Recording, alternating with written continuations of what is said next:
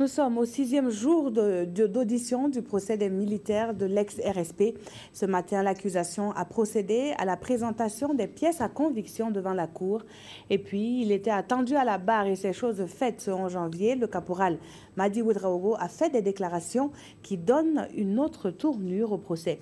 Ibrahim Assombier, Zoubaviel, David Dabiré.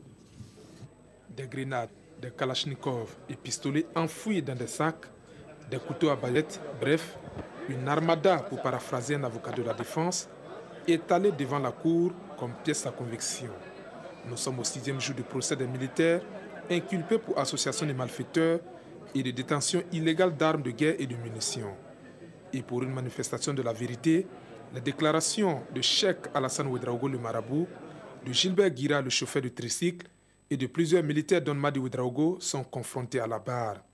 Chose curieuse, selon la défense, la plupart des accusés disent ne pas reconnaître les sacs en question, encore moins leur contenu.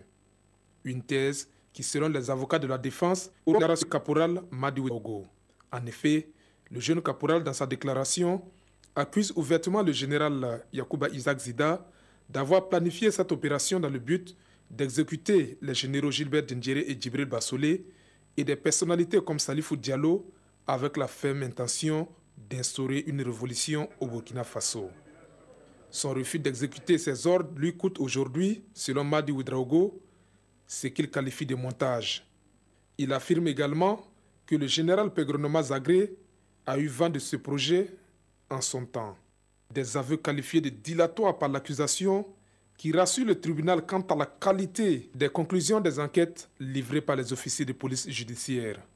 La défense a émis le vœu d'entendre les deux officiers supérieurs sur ces faits, demande rejetée par le tribunal qui estime que leur présence n'est pas nécessaire pour une manifestation de la vérité. Les plaidoiries de ce procès commencent demain au tribunal militaire.